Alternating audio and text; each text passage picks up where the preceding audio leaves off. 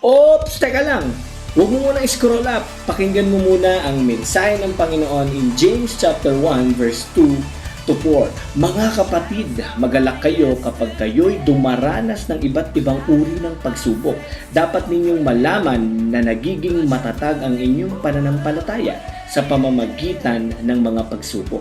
At dapat kayong magpakatatag hanggang wakas upang kayo'y maging ganap at walang pagkukulang. Sa lahat ng pagsubok na pinagdaraanan natin, ito'y nakapagdaragdag ng panibagong karunungan at mas nagpapatatag ng ating pananampalataya at pagtitiwala sa Panginoon. Kaya huwag nating sukuan yung ating buhay.